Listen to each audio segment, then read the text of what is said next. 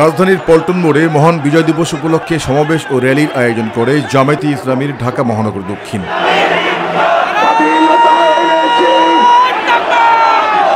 সমাবেশ সফল করতে ছাত্র শিবির দক্ষিণের নেতারা বিজয় মিছিল নিয়ে জড়ো হলে এ সময় লোকে লোকারণ্যে পরিণত হয় পুরো পল্টন এলাকা। এ সময় জামাতের আমির ডাক্তার শফিকুর রহমান বলেন, দেশের গৌরবময় স্বাধীনতা রক্ষায় দেশের 10 কোটি জনগণই যথেষ্ট। যে জাতি আপনাদেরকে উচিত শিক্ষা দিয়ে তাড়াতে পেরেছে, সেই জাতি আপনাদের ফনাও একদম পুরা করে দিতে পারে।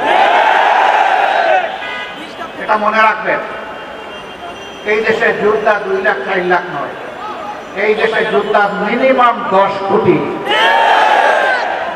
এই 10 কোটি যোদ্ধার 20 কোটি হাত সদা প্রস্তুত যে কোনো ষড়যন্ত্র রুখে দেওয়ার জন্য। আমরা আল্লাহ তাআলার সাহায্য চাই, আমরা যেন অন্যায় এবং অসত্যের বিরুদ্ধে আপোষহীন লড়াই করতে পারি। স্বাধীনতার এই মাহেন্দ্রক্ষণে আওয়ামী লীগের প্রতিটি হত্যাকাণ্ডের সাথে জড়িতদের বিচারের দাবিও জানান জামাতে ইসলামীর আমির ডাক্তার শফিকুর রহমান। একটা পরিবারের সম্পদে পরিণত করেছিল বাংলাদেশের স্বাধীনতাকে।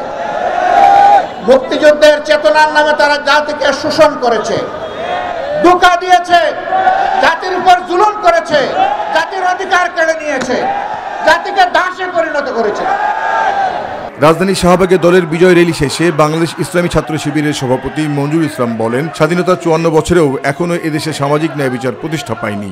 আমরা চাই সমৃদ্ধ বাংলাদেশ, আমরা চাই বৈষম্য মুক্ত নতুন একটি বাংলাদেশ, যেখানে স্বাধীনতা থাকবে, যেখানে মত প্রকাশের অধিকার থাকবে, যেখানে মানবিক মর্যাদা থাকবে, যেখানে সকলেই সবার অধিকার বুঝে পাবে। এদেশের সংস্কৃতির ঐতিহ্য রক্ষায় মানবিক দেশ গঠন করার কোনো বিকল্প নেই বলেও মন্তব্য করেন ইসলামী ছাত্র শিবিরের সভাপতি মঞ্জুরুল ইসলাম। যে শিক্ষা ব্যবস্থায় আমরা আধিপত্যবাদী দাবেদারীদের বিরুদ্ধে কথা বলতে পারবো না, এমন একটি শিক্ষা ব্যবস্থা চাপিয়ে আমার জাতির এই প্রজন্ম, আমার জাতির সন্তানদেরকে তারা ধ্বংস করেছে।